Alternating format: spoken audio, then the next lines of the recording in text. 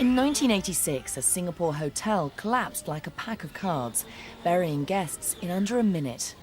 Why did the building suddenly give way? You're seconds from disaster. Singapore. Famed throughout Asia for its order and calm efficiency. Then, suddenly, one Saturday morning, disaster stops the entire country in its tracks. A 6-story hotel crashes to the ground in under 60 seconds. 33 people die, and 17 more are buried alive, trapped beneath thousands of tons of steel, glass, and concrete. It's the worst collapse in the country's history, and it leaves investigators baffled. Now, using advanced computer simulations, we reveal exactly what caused the tragedy. Disasters don't just happen. They're a chain of critical events. Unravel the clues and count down those final seconds from disaster.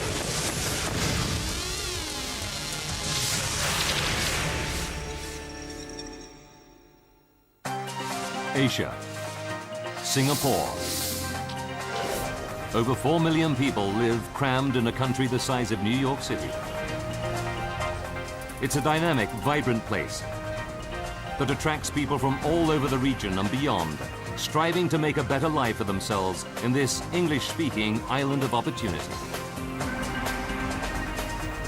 Downtown, tower blocks soar into the sky as architects struggle to maximize the limited space.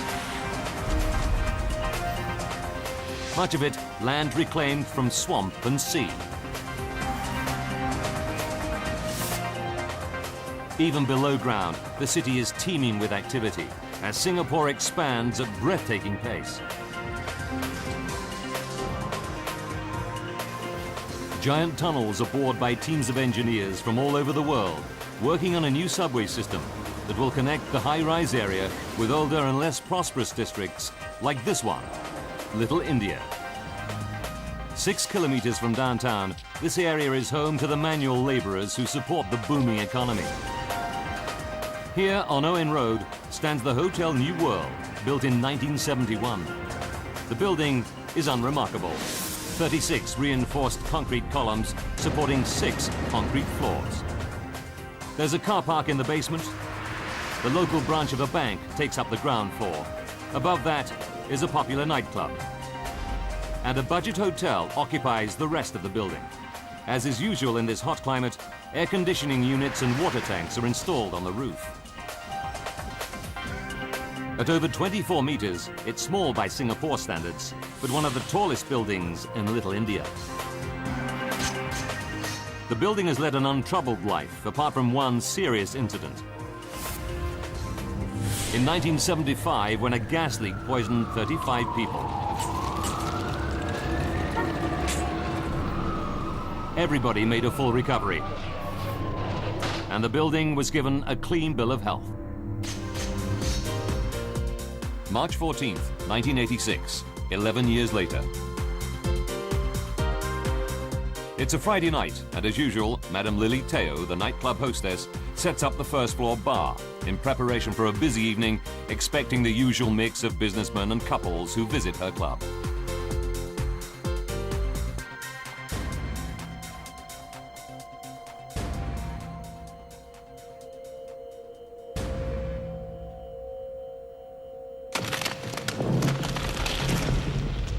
She's startled to see that a column on the dance floor has cracked. The time is 7 p.m. She decides to inform the building's owner. Shortly afterwards, with the nightclub now open, a couple of workmen start repairing the damage. No one pays much attention to them. By 9:15 p.m., the club is in full swing. In the staff dressing room, one of the girls checks her makeup.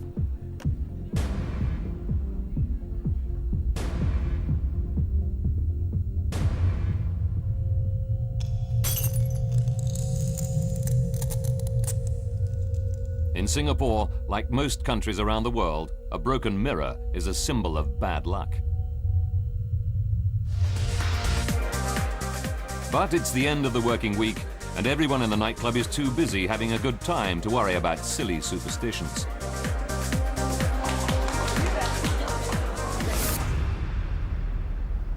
The next morning, Saturday, March 15th, 8 a.m. Cheong Cheng Guan, assistant manager of the ground floor bank, walks through the park with his childhood sweetheart. They were married 3 months ago, but he's been working so hard they haven't had time for their honeymoon yet.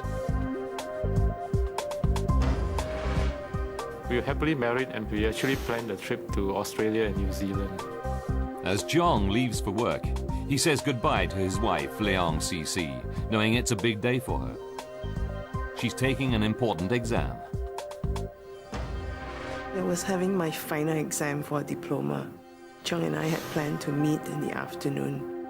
As it's a Saturday, the bank will close at lunchtime, and the couple are planning on spending the rest of the day walking hand in hand through Singapore's busy streets.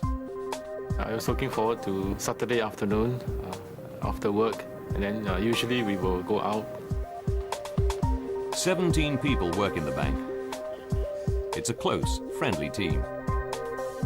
As is common in Singapore, they take great pride in providing their customers with efficient service. 21-year-old Christina Fuhr has been working at the bank for just 3 months. This is my first job in the bank, and I enjoy it very much. Christina has never been up to the nightclub on the floor above, but she's sitting almost directly below the column on the dance floor that cracked the night before.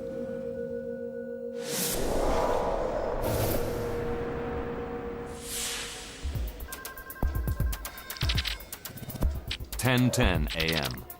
A customer comes into the bank. She's out of breath, saying there's a problem in the basement car park. Debris is falling down. The customer told us that the bank is going to collapse. Cheong stays in the bank whilst Christina and a colleague rush down to the basement to investigate.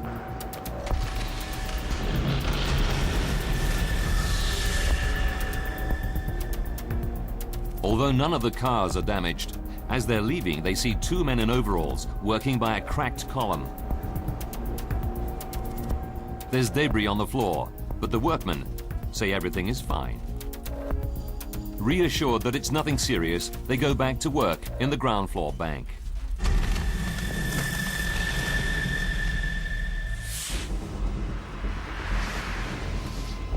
Two floors above, in the hotel reception, staff see cracks and fissures spreading across the wall.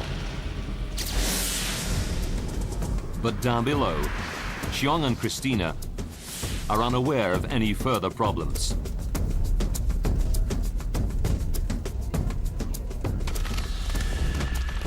Throughout the building, vital supporting walls and pillars are starting to fracture.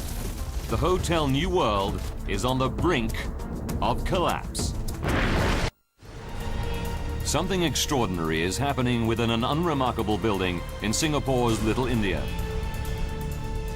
Cracks are spreading throughout the walls and supporting columns. But in the bank on the ground floor, assistant manager Cheong is oblivious. He's wondering how his wife Cece has done in her exam. I wanted to see how she fared during the exam. It's 11:22 a.m. Further back, Christina is finishing off the week's work when she's startled by a sound. It's falling debris. I actually did not know what's happening. And now she starts to feel vibrations all around her. We can feel the floor is shaking. 11:26 a.m. Now the whole building is starting to shake uncontrollably. Pillars are cracking. Walls are giving way.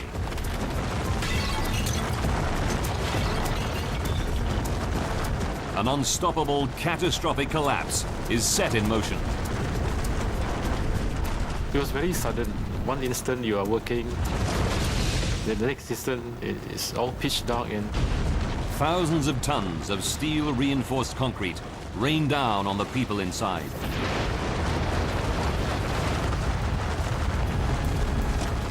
In one terrifying minute, the Hotel New World suffers total structural failure.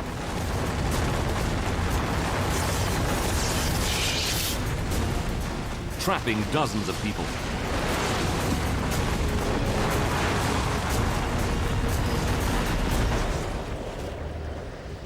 What was once a local landmark and a place of work is now just a huge mound of rubble, surrounded by an enormous cloud of dust, visible for kilometers around.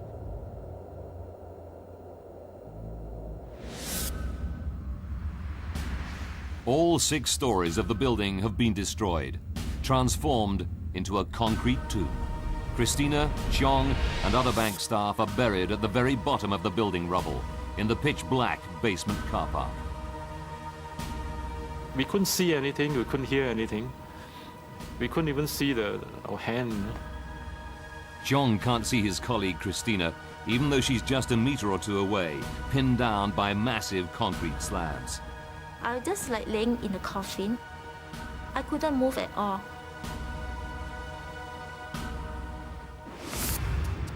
Back on the surface, it's a scene of total devastation. News crews film local people frantically clambering onto the wreckage. They furiously manhandle rubble, desperately searching for any survivors.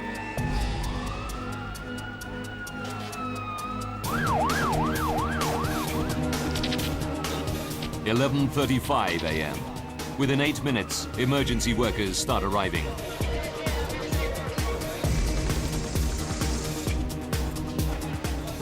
Singapore's top military medic, Dr. Lim Meng Kin, rushes to help. He's stunned by the scale of this unprecedented catastrophe. This is the biggest disaster since World War II. The terrible news is spreading to grief-stricken relatives who mingle amongst the crowds of stunned onlookers. It's a scene of total bewilderment and rising dread.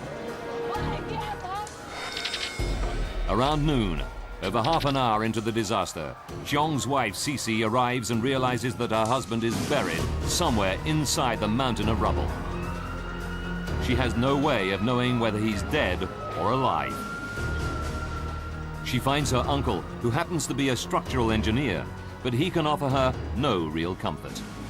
I remember asking him, what are the chances of Cheong surviving in such a collapse? He told me we should just hope for the best. About 10 meters from Cece, below the rubble, her husband Cheong is fighting off the panic. But all around, other survivors, like his colleague Christina, are aware of mounting hysteria.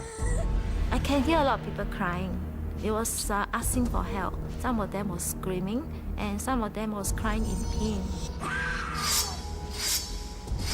Some of the survivors are badly injured, but Assistant Manager Cheong is determined to keep everyone calm. I thought it's a matter of time, people will come to rescue us, you see.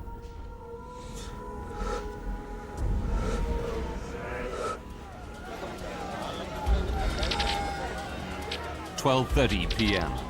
About 1 hour after the collapse, back on the surface, there's good news. The rescue teams find a survivor, a tourist, who is staying on the top floors of the hotel. Shortly afterwards, they haul a second survivor, a local shopkeeper, from the hotel debris.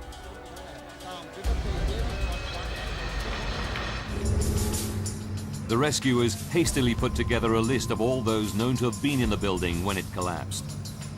They can account for everyone known to have been in the hotel on the top 4 floors. 17 are dead, and 11 have been rescued alive. The nightclub on the floor below was empty. But the ground floor bank is a different matter. Their list reveals that up to 20 people, including Cheong and Christina, were working there when the building collapsed and will be buried at the very bottom of the rubble.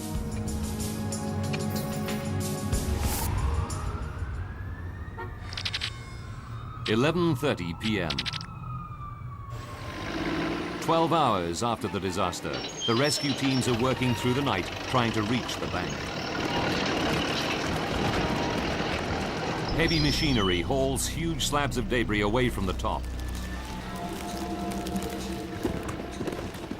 But the rubble is very unstable and shifts dangerously.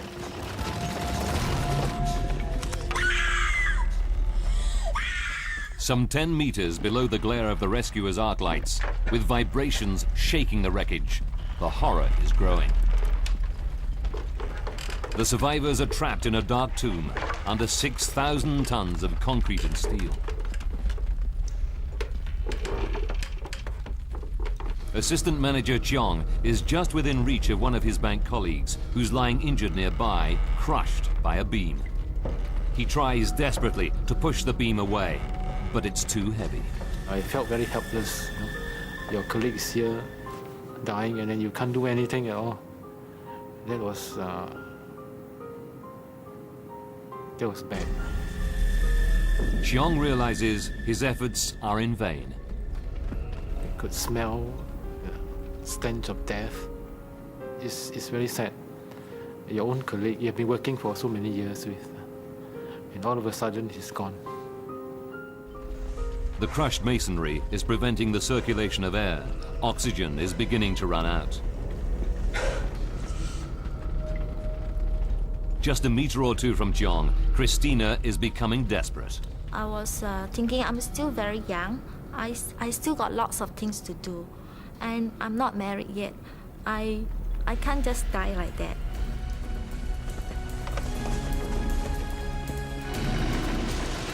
Back on the surface, the rescuers still have 10 meters of rubble to dig through. At this rate, it'll take days to reach Cheong and Christina. With the oxygen getting thinner, this is time they just don't have.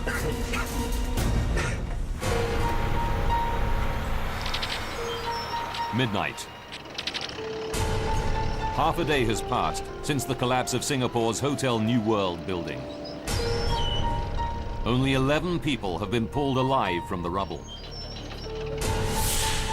Christina and Cheong are trapped deep in the basement car park.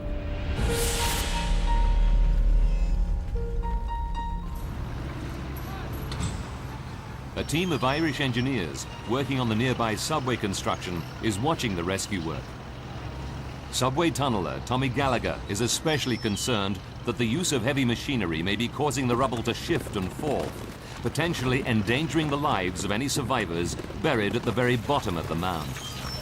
We kept saying to the senior people in charge, we think there is people in that building alive. And what you're doing here, you're going to kill them. They propose a radical alternative, abandoning the use of cranes to clear the rubble from the top, and instead tunneling deep into the foundations of the building to get survivors out. It's a very difficult decision, but around dawn the authorities give the green light to Tommy and his colleagues. The Irish engineers have no idea exactly where in the basement any survivors may be. After close examination of the building plans, they decide the quickest way to get into the car park is to break through ventilation shafts accessible from street level.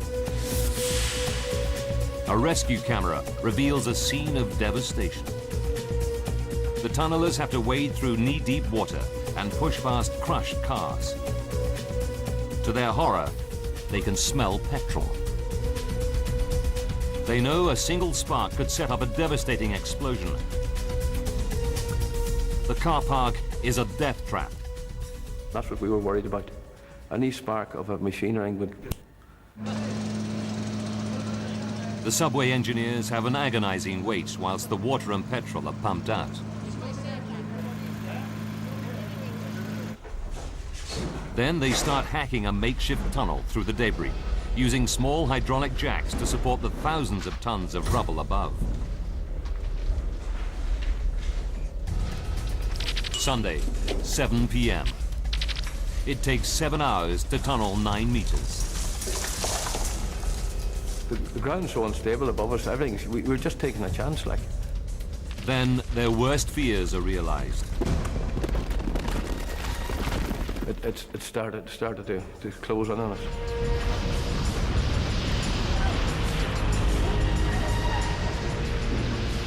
The tunnel caves in. Tommy and his mates scramble out moments before the roof collapses. Their path is totally blocked. Sunday, 7:30 p.m.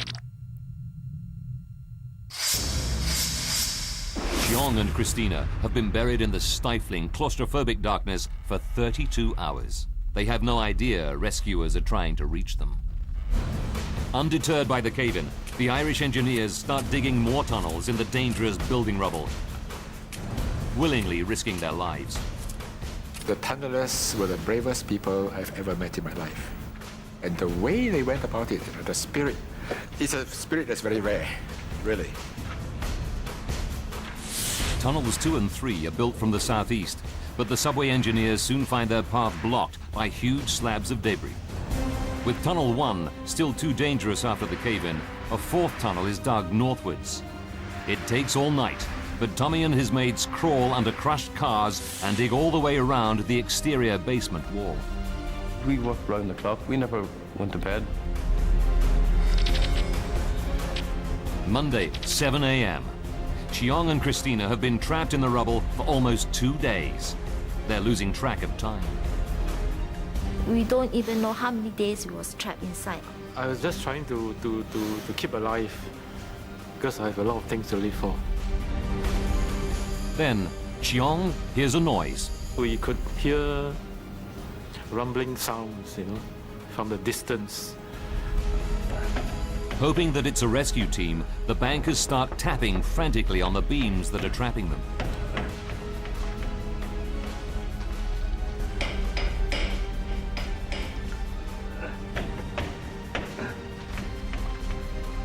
Hello! I'm here! Down here! Where? Coming to get you! We was very happy, didn't know where we are. The tunnelers crawl ever closer to Chiong and Christina. They feel they're on the verge of reaching them, but they face one last obstacle. And all of a sudden we had a metre square concrete beam and it was right in front of us. We had it smack on. So they were on the other side of that. They have no idea where in the building the beam came from, but they're desperately concerned that it's helping to support the weight of the collapsed building above them. 6,000 tons of rubble are balanced delicately above the heads of Christina, Chiong, and now the tunnelers. It's noon on Monday, 2 days into the disaster. The rescue workers decide they have no choice except to break through the huge concrete beam. Dr. Lim joins them, ready for any emergency. You don't think of the danger. There's somebody at the end of the tunnel and you want to reach that person. The tunnelers' drills carve through the concrete surprisingly fast. A few meters away, in the darkness, Chiong hears the drilling getting louder. They keep asking me, can you see a light? Can you see a light? Finally, I could see, and there's a chink of light from somewhere. Soon, Chiong is able to see the rescuers just the other side of the hole. The tunnelers are terrified that they may have cut through a major supporting beam. They fear the rubble could come crashing down at any moment. They tell Chiong to stay where he is whilst they prop up the roof. I said, no thank you, I'm coming out. Chiong cannot bear to stay another moment in the darkness. He scrambles towards safety. He just ran. I said, I don't blame you either, because he thought he would never come out of there alive, he said.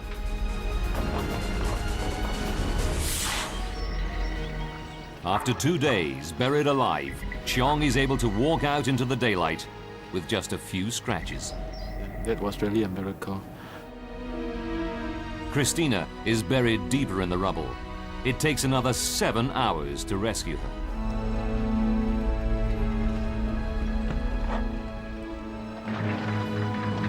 Dr. Lim leads Christina away on a stretcher.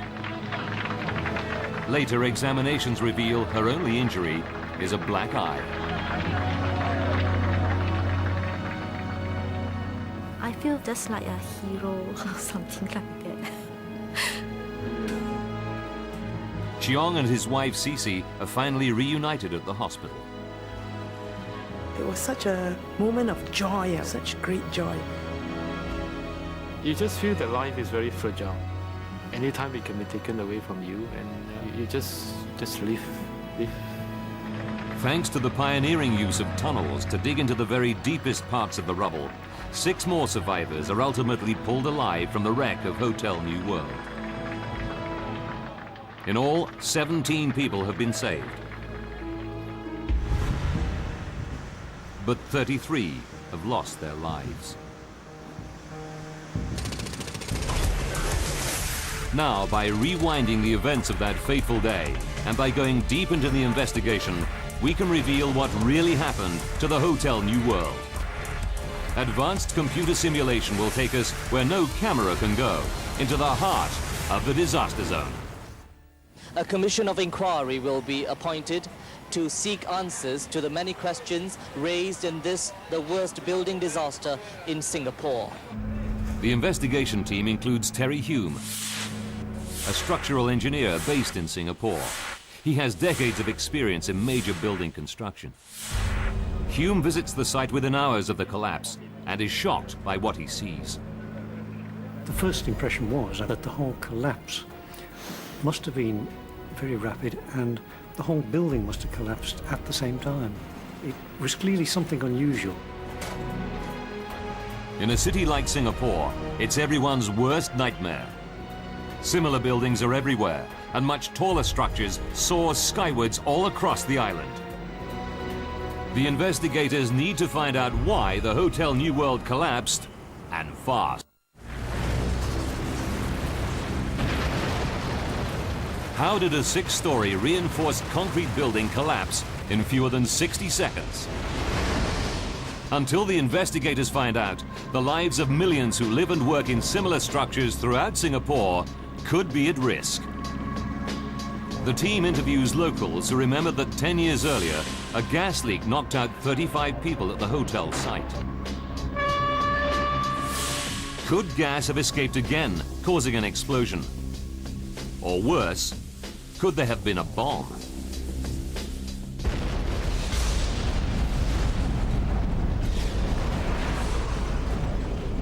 It's investigator Terry Hume's first hunch. He knows that explosions leave telltale signs, what the experts call a distinctive signature.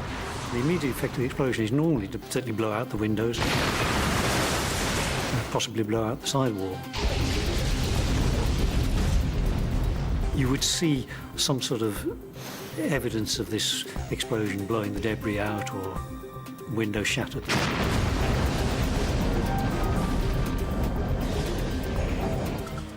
But the unique marks of an explosion, shattered glass and crushed rubble, blown hundreds of meters from the disaster site, simply do not exist.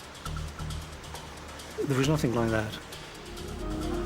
So, if it wasn't an explosion, what could have caused the collapse?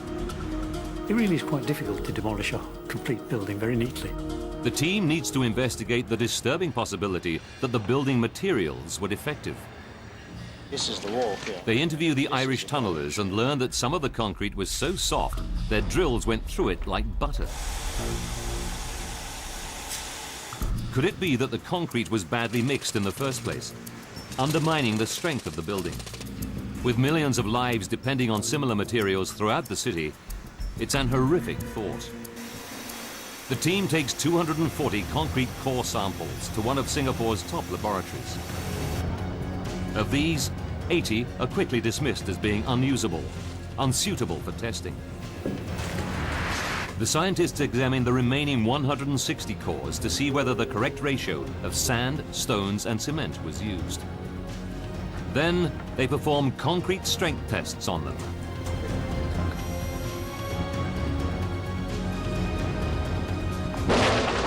The cores do fracture, but only under very heavy loads. The materials they test meet internationally accepted safety standards. It was a disappointment because that was the easy solution. If the concrete had been poor quality, you'd have immediately had an answer to why it collapsed.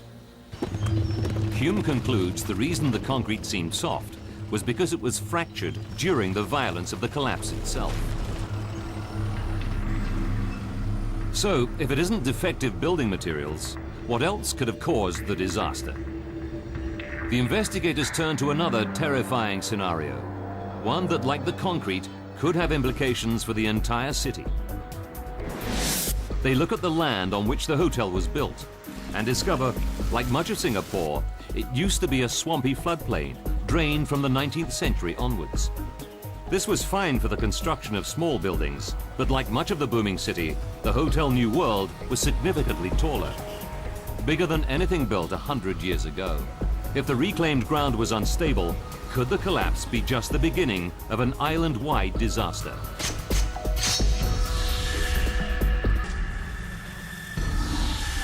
The first step is for the investigators to examine the surviving basement walls. If the foundations had moved in the unstable ground, these should show evidence of catastrophic cracks. Intriguingly, they find nothing. To make sure, they analyze the composition of the soil. The team drilled deep into the ground to take samples. Leaving nothing to chance, they also test the strength of parts of the foundations that survived. Finally, after weeks of work, the results come through.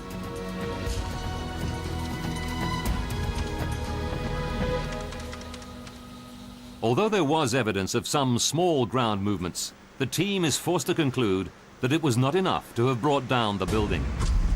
It became clear that there hadn't been a failure in the foundations. They were quite reasonably well constructed. With yet another avenue closed, the team turned their gaze even further underground. Could the construction of Singapore's new subway have weakened the building's foundations and caused it to collapse? When you build an underground railway in any town, anything that goes wrong is immediately laid to the blame of the underground railway. Could the subway tunnellers be responsible for the disaster itself? It was a bit of a kick in the teeth to us, really, yeah. The investigators quickly establish that the closer of two nearby subway tunnels is less than a kilometre away. What effect could this have had on the building?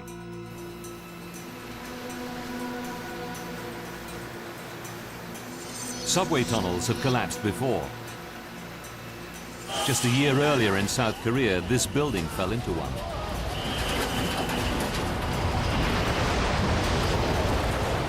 It only happened because the building was almost directly above the tunnel. But could there be an unknown mechanism by which the subway was responsible? The Singapore investigators measure the diameter of the tunnel and calculate the ground movements that vibrations would have caused. Even taking this into account, it seems an unlikely solution. Professor Jonathan Wood is a world expert who studied the dynamics of building collapses for over 20 years. If you are within 2 diameters of the tunnel, you can expect quite an effect. Here they were hundreds of yards away. The team concludes that the subway tunnels were simply not close enough to have been responsible for the collapse. Tommy and the tunnellers are in the clear. We knew it was something that happened, a freak accident, and that's exactly what it was. It's now clear that the collapse of the Hotel New World has not been caused by an explosion, by shoddy construction, by swampland, or by subway tunneling. But buildings don't just collapse. It's like a murder investigation. You must find who is responsible. The investigators know they must be missing a vital piece of evidence. It soon arrives from a very unlikely source. The nightclub. The police interview the women who were working in the first floor club the night before the collapse. The nightclub hostess tells them how, as she was setting up the bar, a pillar on the dance floor cracked. The investigators consult the building plans, which show this is column 26 out of a total of 36. They know that a failure of one supporting pillar should not have brought the entire building crashing down. Then they interview one of the girls who was working in the nightclub. She tells them how she was checking her makeup in the dressing room when the mirror shattered. The mirror was attached to another support pillar, column 32. The investigators now know that a second pillar was close to failure.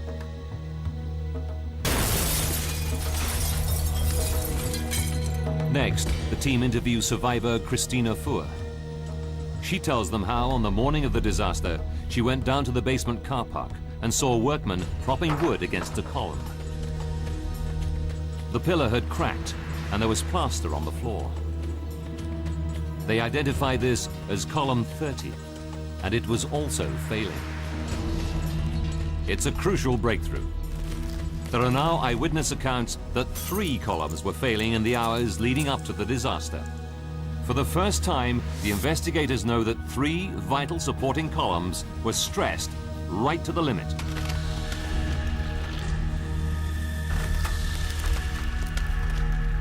There had to be something very badly wrong with the building, but what could it be? As a last resort, the team starts looking at cutting-edge laboratory research into a little-known phenomenon that could provide the answer. When concrete is stressed to near breaking point, tiny cracks can start spreading deep within the heart of the material. Not only are these micro cracks, as they're called, potentially deadly, but frighteningly, they're invisible to the naked eye. You can only see them under a microscope. It's impossible to know for sure whether the crucial supporting columns of the Hotel New World were suffering from this dangerous disease. But if micro cracks are ignored, they eventually cause the surface of pillars to fracture, greatly reducing the amount of weight they can support. At this point, the building would be on the verge of collapse. If the team is correct, like woodworm eating away timber from within, micro-cracking would have weakened the concrete columns in the building until they were effectively rotten.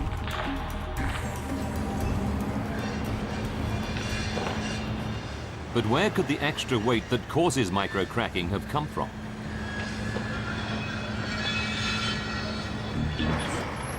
As the site is being cleared, the investigators see massively heavy objects being pulled from the rubble. They examine the blueprints to see whether these were allowed for in the original plans and make a startling discovery. During the 15 years of its lifespan, the building owner added extra loads to the Hotel New World that were not part of the original design. The team learns that in 1975, the bank built a steel-reinforced strongroom weighing 22 tons on the ground floor.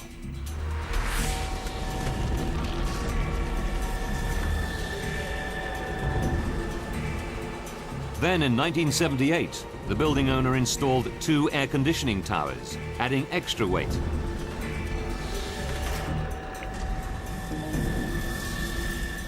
In 1982, to improve the building's lackluster appearance, workmen fixed heavy-duty ceramic glazed tiles to the exterior walls. The weight? Over 50 tons.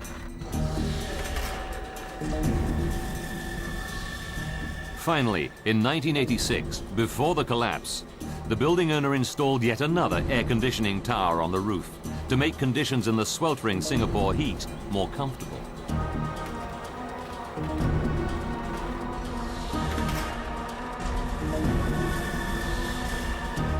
The investigators believe all this extra weight must have been too much to bear. All modern buildings are designed to support what the experts call the dead load and the live load. The dead load is the weight of the building itself. But for the investigators, the crucial calculation is the live load, the extra weight consisting of people and objects, ranging from air conditioning towers to furniture, which a building has to support. Could the building support over 100 tons of extra live load placed upon it? The answer is a big surprise. The calculation showed that the live load was adequately supported. Set against the 6,000-ton weight of the building itself, the live load, including over 100 tons of strongroom, tiles, and air conditioning units, was insignificant. It should not have caused the building's 36 pillars to give way. The team is back at square one. After months of painstaking work, they still don't know what happened.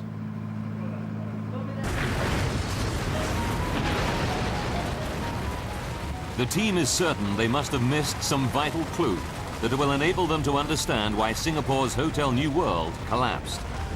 They return to the blueprints and pore over photos of the damaged columns again and again.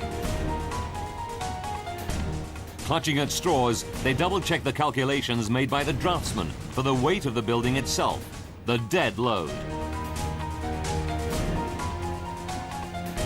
What they find is a revelation, a fatal mistake that means for the entire 15 years after its construction, the building was on the verge of catastrophe. The amazing thing was, basically, this draftsman allowed for the live load, and he'd forgotten the dead load. It's an astonishing discovery, a schoolboy mistake. The calculations made by the draftsman were so badly wrong that key columns, such as 26 and 32, could not even support the weight of the building itself. Even without all the extra live load, the air conditioning units, heavy-duty glazed tiles and bank strongroom, for 15 years, many of the pillars that were supporting the building had been right at the limit of their strength. The collapse was just a matter of time.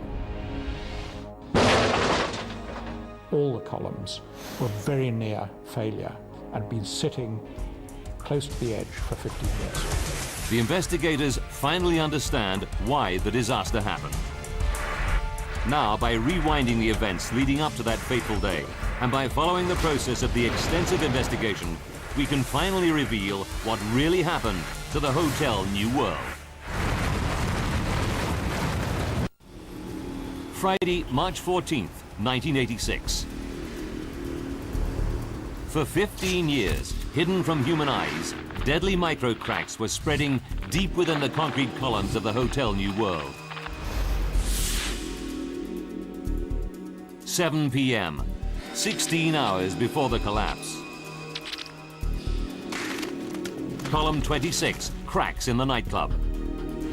It's weakening and starts to pass its load to surrounding pillars. About 13 hours before disaster, column 32 can't support the extra load and starts to fracture.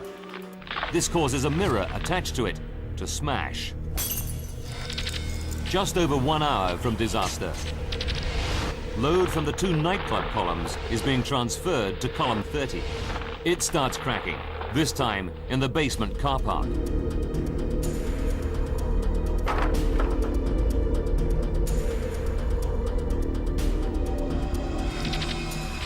Four minutes before disaster. Above Christina, column 26 starts to collapse, causing debris to billow down and vibrations to spread throughout the bank. As 3 columns collapse, the building reaches the point of no return. An unstoppable chain reaction is set in motion. If you've got your pack of cards, and all you've got to do is knock one card out, and all the other cards follow suit.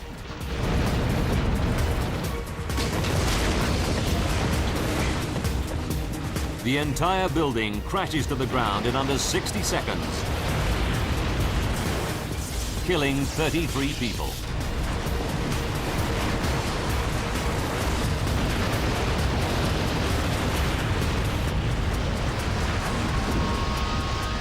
Tragically, the investigators now know there were plenty of warnings that the hotel was about to collapse. If the building owner had told the authorities that 3 columns were cracking, instead of ordering workmen to patch them up, disaster could easily have been averted. I believe any structural engineer would have immediately said that you needed to evacuate the building. 33 lives could have been saved.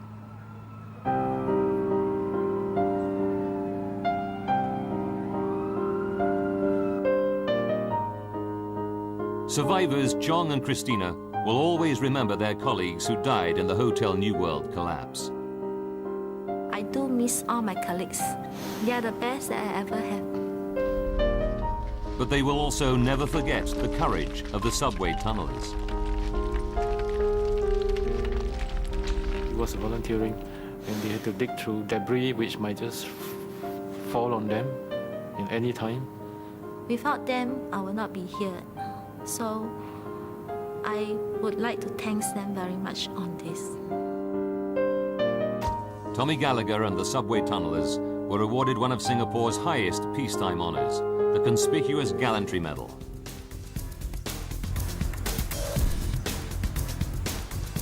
Lessons have been learnt from the tragedy. Singapore completely overhauled its building regulations to ensure that all dead and live load calculations made by architects would in future be independently checked, a crucial extra safeguard that has been adopted by many other countries. Like many cities, Singapore continues to build ever upwards. Mercifully, building collapses are a rare event both in Singapore and throughout the world. But when they happen, the courage and dignity of ordinary people shine through.